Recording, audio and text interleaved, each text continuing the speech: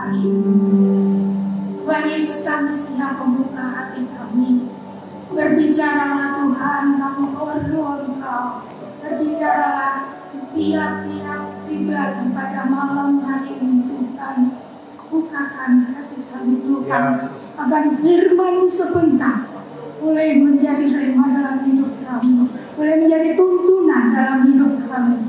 Terima kasih Tuhan Yesus, kami siap menyambut firman-Mu dalam nama Tuhan Yesus Kristus. Haleluya, amin. Haleluya, puji Tuhan. Selamat malam Bapak Ibu yang dikasihi Tuhan. Apa kabar malam hari ini? Luar biasa ya, senang sekali kita dipertemukan di tempat ini. Kita masih diberikan kesempatan untuk beribadah pada malam hari ini. Hari kita menggunakan kesempatan yang ada ini untuk sama-sama kita mau menggali kebenaran firman Tuhan. Malam hari ini saya akan mengambil tema membangun keluarga yang kokoh dan diberkati oleh Tuhan. Memiliki keluarga yang kokoh dan diberkati oleh Tuhan, tentunya itu menjadi dambaan bagi setiap orang yang mau masuk ke dalam pernikahan. Setiap orang yang mau masuk dalam rumah tangga tentunya berharap rumah tangga yang dibangun akan langgeng sampai maut memisahkan. Kalau nanti dikaruniakan anak, kita berharap memiliki anak-anak yang menyenangkan hati orang tua. Kita berharap memiliki pekerjaan.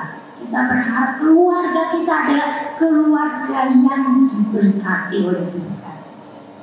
Tapi seringkali yang terjadi, realita tidak sesuai dengan harapan. Banyak kali keluarga yang dibangun itu harus kandas di tengah jalan. Di sini ada Pak Dwi yang bekerja di kejaksaan. Saya mau tanya nih Pak, angka perceraian semakin tahun tuh semakin naik atau turun Pak? Naik ya. Di antara banyaknya gugatan perceraian yang masuk di pengadilan, itu ada berapa persen kira-kira Pak orang Kristen?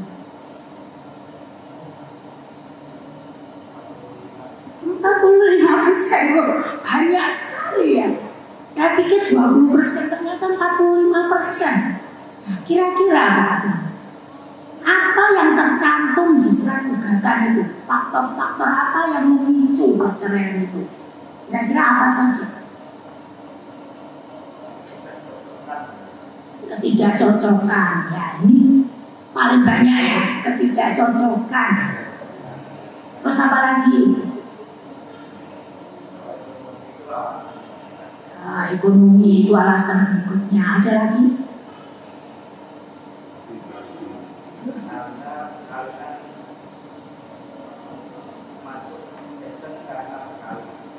Masuk Kristen karena perkawinan, jadi ikut-ikutan sehingga akhirnya tidak menghidupi ya pernikahan itu seperti apa dalam rumah tangganya. Ini kasus yang terjadi, realita yang terjadi.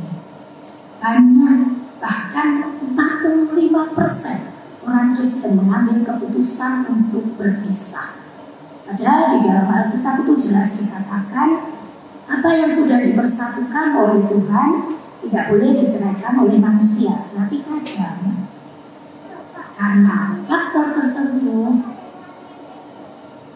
seseorang terpaksa mengambil keputusan untuk berpisah. Kalaupun ada yang bertahan, apapun yang terjadi tetap bertahan. Tapi berdasarkan survei ada 80% rumah tangga yang seperti api dalam sekam. Jadi kelihatannya dari luar baik-baik saja, kelihatannya tidak ada masalah, tetapi di dalamnya seperti api dalam sekam. Ada masalah yang akhirnya nanti akan meledak seperti bom waktu. Dan itu paling banyak berdasarkan survei, 80%. Kita melihat ya,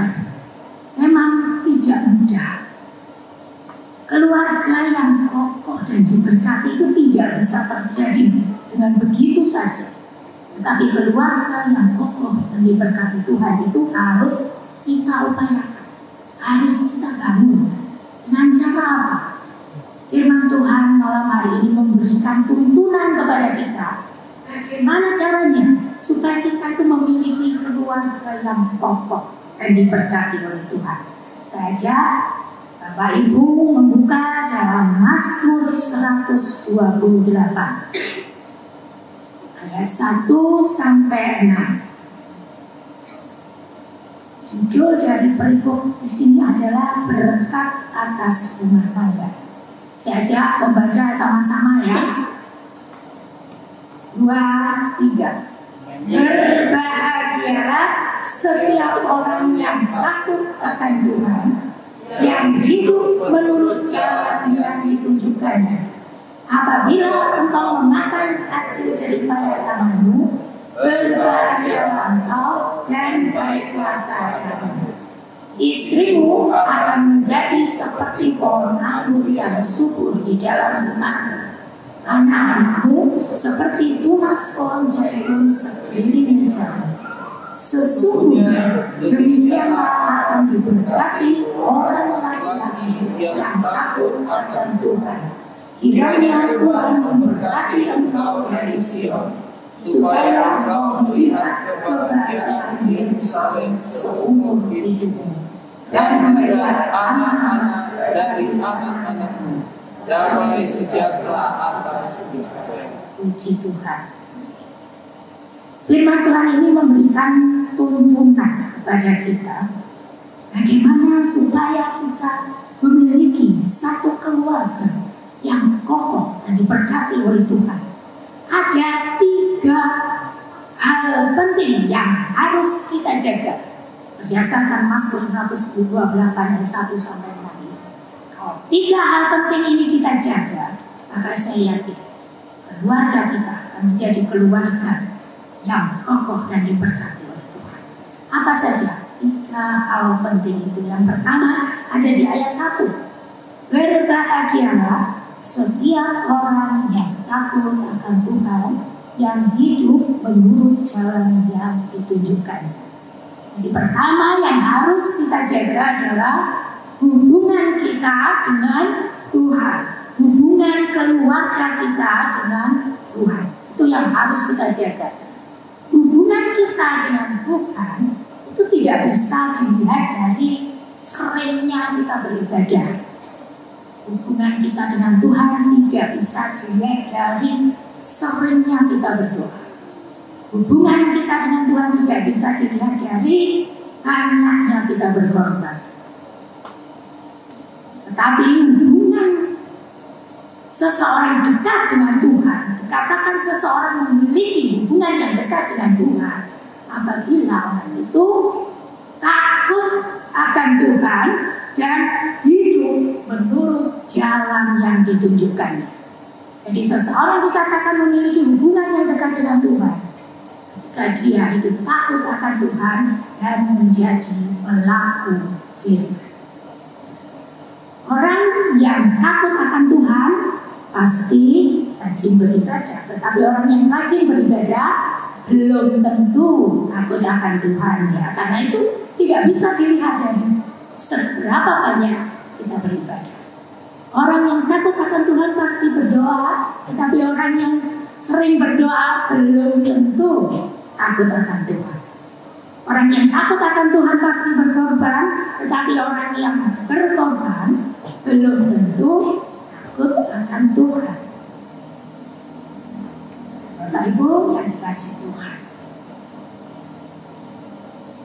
takut akan Tuhan ini bukan hanya kita lakukan saat kita di gereja, tapi takut akan Tuhan itu harus menjadi gaya hidup kita dimanapun kita berada. Dan itu dimulai dari keluarga kecil kita.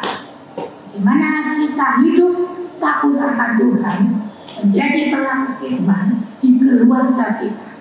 Itu nanti akan merembet di dunia pekerjaan kita, merembet di masyarakat di sekitar kita. Jadi jangan hanya di gereja saja, kelihatannya takut akan Tuhan, tapi di luar kita menjadi batu sandungan.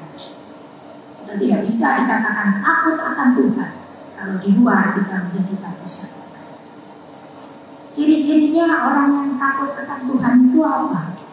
Orang yang takut akan Tuhan itu cirinya dia bersungguh-sungguh dengan Tuhan dan dia sungguh-sungguh dengan pekerjaan yang Tuhan percayakan kepadanya. Pekerjaan apapun yang Tuhan percayakan, baik itu pelayanan maupun pekerjaan sekuler, orang yang takut akan Tuhan pasti bertanggung jawab dengan setiap pekerjaan yang Tuhan percayakan buat dia. Seorang karyawan yang takut akan Tuhan, dia akan bekerja dengan rajin, dia akan bekerja dengan jujur, baik saat dilihat oleh bosnya maupun saat tidak dilihat oleh bosnya. Seorang pelayan pekerjaan Tuhan, dia akan mengerjakan pekerjaan Tuhan itu dengan penuh tanggung jawab dan tidak asal-asalan. Dia akan bekerja dengan hati dan motivasi yang benar, bukan untuk menunjukkan dia bisa, tapi dia akan mempunyai motivasi untuk menyenangkan Tuhan. Dan itu bisa dirasakan oleh jemaat yang hadir. Apakah seorang pelayan Tuhan ini sungguh-sungguh mengerjakan pelayanannya dengan tulus atau hanya sekedar show? Itu bisa dirasakan oleh setiap jemaat yang hadir. Kalau kita dipercayakan oleh Tuhan jadi seorang guru, maka lakukan kerjaan itu dengan hati. Jangan asal memberikan pelajaran sudah cukup, tapi kita benar-benar terbeban bagaimana mendidik anak-anak yang Tuhan percayakan itu menjadi orang yang berguna, menjadi orang yang sukses, menjadi orang yang benar-benar mengerti akan norma-norma. Kalau kita sebagai seorang pengusaha yang takut akan Tuhan, kita tidak akan menggunakan trik-trik kotor, kita tidak akan melakukan cara-cara dunia untuk bekerja, tapi kita akan melakukan cara-cara kerjaan Allah di dunia kerja. Itulah yang dikatakan orang yang takut akan Tuhan. Dia akan sungguh-sungguh dengan Tuhan, dia akan sungguh-sungguh dengan pekerjaan yang Tuhan percayakan buat dia. Kalau ini kita lakukan, percayalah, berkat Tuhan di dalam Mazmur 128 ayat 2 itu akan ada di dalam keluarga kita. Katakan, apabila engkau memakan hasil jerih payah tanganmu, berbahagialah engkau dan baiklah keadaanmu.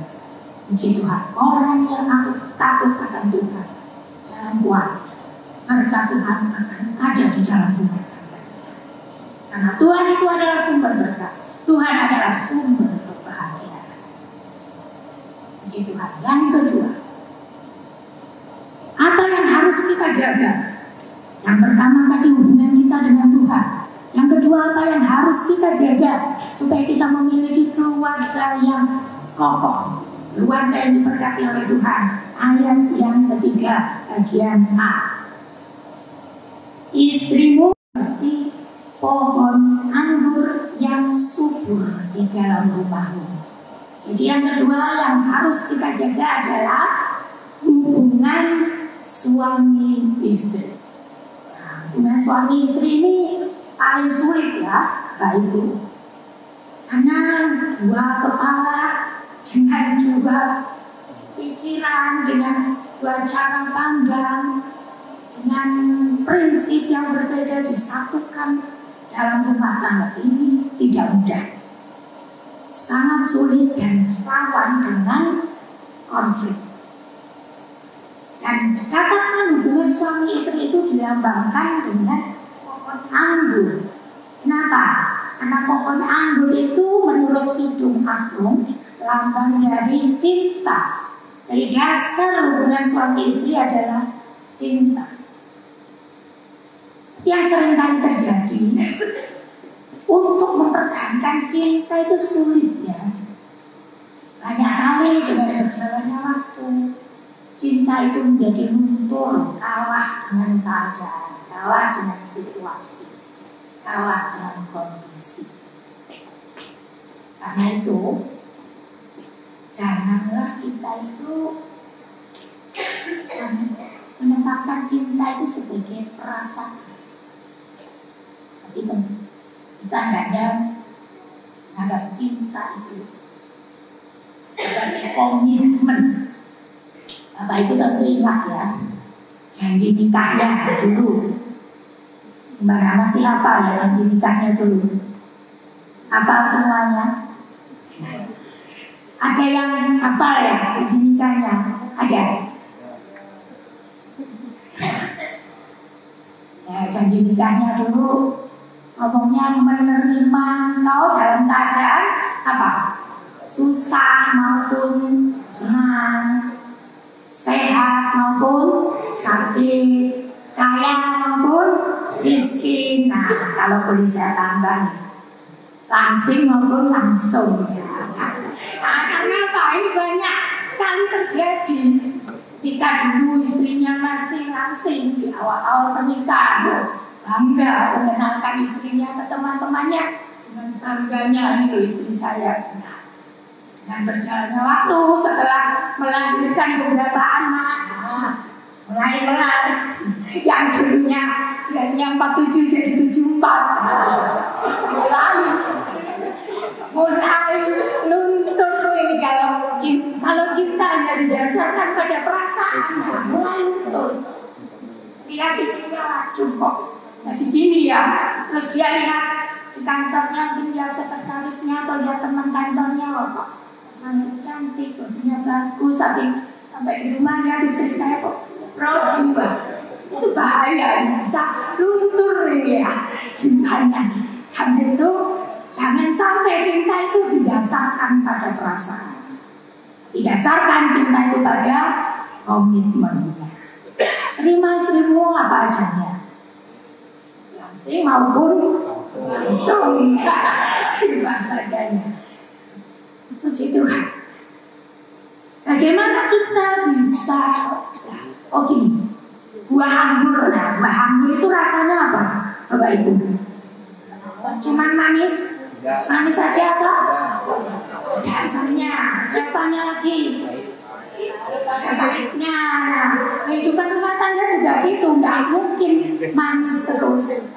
Ada kala manis, ada kala asam, ada kala pahit. Nah, yang sudah lama-lama rumah tangga ini pasti pernah merasakan manis, asam, dan pahit ya. Kalau baru berumah tangga ditanya mungkin rasanya masih manis. Jadi kalau sudah lama pasti pernah merasakan manis, asam, dan pahit. Dan ini yang harus dirasakan mungkin memang oleh setiap keluarga. Tidak mungkin kita akan merasakan manis terus. Tapi bagaimana cara kita menyikapi jika kita merasakan asam, kita merasakan pahit?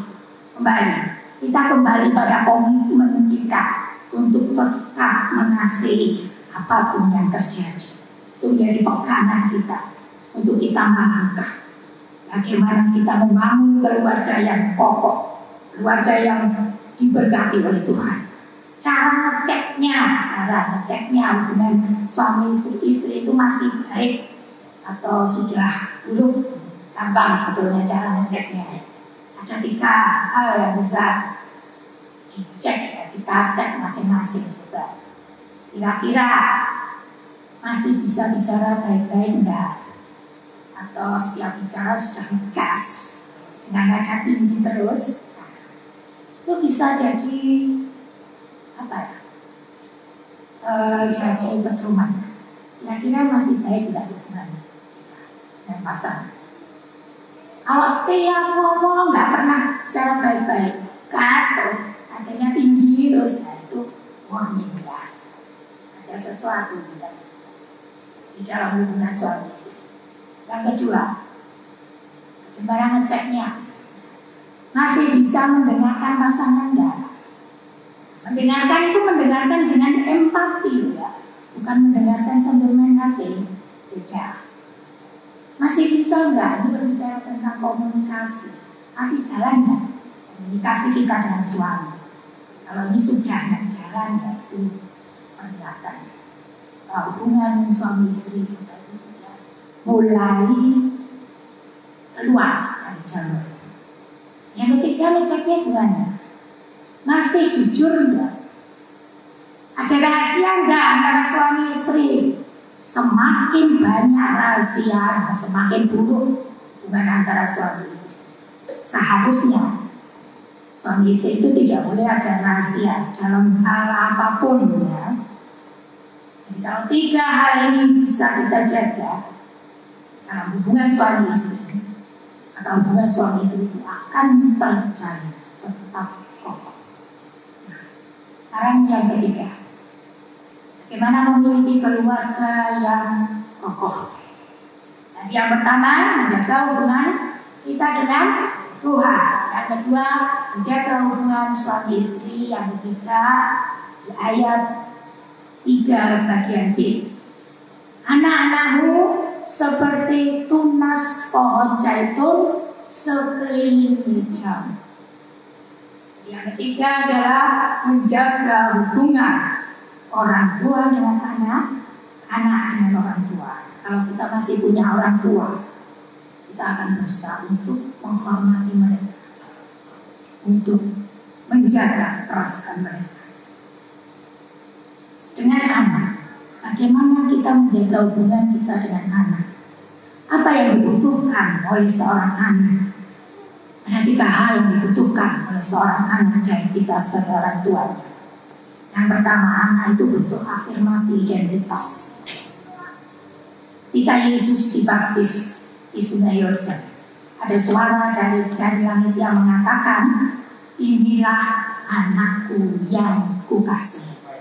Yesus menerima identitas yang jelas dari Bapa di surga. Inilah anakku yang kukasihi. Seorang anak perlu merasakan bahwa dia dihargai dan dikasihi oleh orang tuanya. Karena seorang anak yang kehilangan identitas, yang krisis identitas, itu bahaya, akan menjadi anak-anak yang suka memberontak. Jika seorang anak merasa dia ditolak, merasa dia tidak dikasih, dia akan menjadi anak yang memberontak. Seringkali kita tuh nggak bisa jaga mulut kita. Apa yang seringkali kita katakan kalau anak kita melakukan kesalahan? Seringkali kita bilang, goblok, siapa lagi, males. Banyak label-label yang kita berikan ke anak kita, dan itu membuat seorang anak menjadi terluka dan kehilangan identitas. Dia akan merasa ditolak, merasa tidak dikasih, dan ini berbahaya. Seorang anak yang kehilangan identitas akan menjadi anak yang suka memberontak, dan dia tidak akan memiliki tujuan hidup. Karena itu jaga buat kita, berikan identitas yang jelas pada anak kita. Ya, anak kita bisa merasakan bahwa dia berharga, ya kita kasih. Yang kedua, apa yang dibutuhkan oleh seorang anak? Seorang anak butuh afirmasi nilai atau value. Kita perlu mengajarkan nilai-nilai firman pada anak kita. Tapi itu harus dimulai dari diri kita sendiri dulu. Seorang anak akan lebih mudah menirukan, melihat dan menirukan daripada mendengarkan. Jadi percuma kalau kita nasihati anak kita panjang lebar, tapi kita sendiri tidak melakukannya. Itu akan seperti masuk telinga kanan, keluar telinga kiri. Yang terpenting bagi seorang anak, dia melihat teladan, lihat contoh yang nyata, itu akan lebih mudah dia lakukan. Dan yang ketiga, apa yang dibutuhkan seorang anak dan orang tuanya? Anak itu diakui potensinya. Kita perlu melihat apa potensi anak kita. Kalau dia berbakat di bidang seni, kita arahkan. Dia berbakat di bidang sains, kita arahkan dia. Jangan sampai kita sebagai orang tua memaksa anak kita punya bakat desain, tapi orang tuanya memaksa dia untuk jadi dokter. Nah, ini benar-benar mematikan potensi seorang anak. Tiga hal ini harus kita yakini. Kalau tiga hal ini kita lakukan dalam hidup kita jaga, maka saya yakin rumah tangga yang kita bangun akan menjadi rumah tangga yang kokoh dan diberkati oleh Tuhan. Ini masih ada waktu, bisa panggil suami saya yang mungkin mau melanjutkan dengan sharing.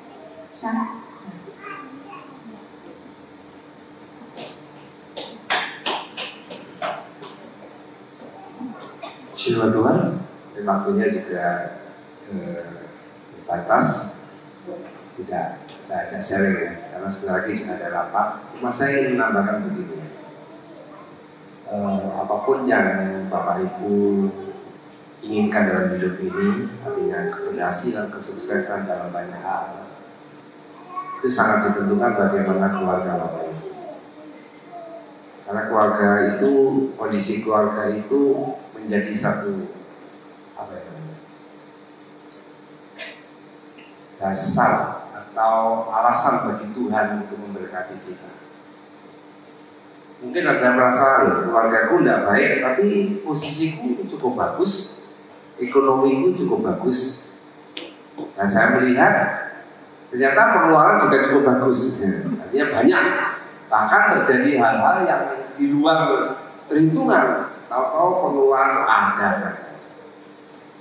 Jadi lewat kebenaran firman Tuhan malam hari ini, saya ingin mengajak kita semua, jangan terlalu kita memikirkan terlalu lebih sebelum kita menata keluarga kita. Karena Tuhan katakan juga berkat itu akan turun dan kita akan menjadi saksi mulai dari mana? Di Yerusalem, kemudian di Yudea, Samaria. Artinya keluarga kita benahi. Tadi sudah disampaikan bagaimana hubungan kita dengan Tuhan.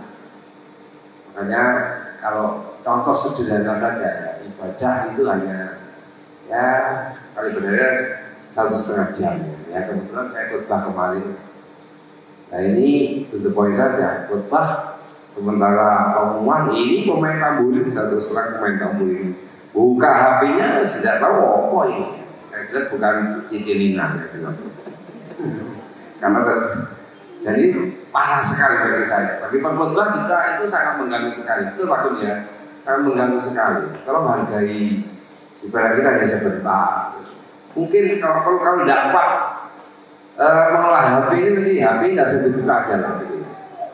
Karena apalagi kita ini ibadah ya kami. Ini contoh sederhana. Jadi singgung bagaimana hubungan dengan Tuhan. Kita takut akan Tuhan, ini buktikan bagaimana kesungguhan kita saat ibadah. Bagaimana membawa hubungan suami istri, ya, hubungan kesungguhan dalam pekerjaan dan sebagainya. Nah sebabnya malam hari ini, yuk kita bersama-sama, kita boleh bangun keluarga kita, dan saya terlalu yakin, ya, ketika hubungan ini baik di hadapan Tuhan, di hadapan sesama, keluarga kita baik, maka Tuhan akan nyatakan kemuliaan dalam kehidupan kita. Nyambung khotbah minggu yang lalu, damai dengan diri kita dulu. Kita beresin dulu. Dan pesan saya, kita ini jangan menuntut orang lain, tapi tuntut diri kita dulu. Tuntut diri kita, suami introspeksi diri, istri introspeksi diri, kalau ada anak-anak juga introspeksi diri, dan masing-masing menghadapkan diri kepada Tuhan. Itu saja, jadi nggak jadi sharing karena waktunya terbatas. Sebetulnya ada sharing, hadiahnya sepeda motor, tapi nggak jadi. Moga pemain musik sudah siap, singer bisa maju ke depan. Haleluya, kita bangkit berdiri.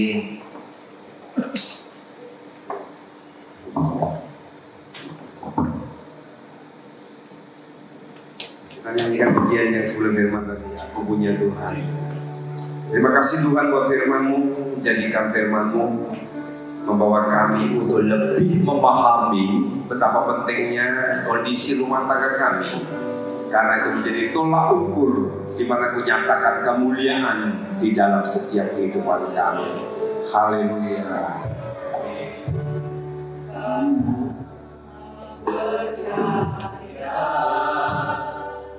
Kau yang berjanji setia,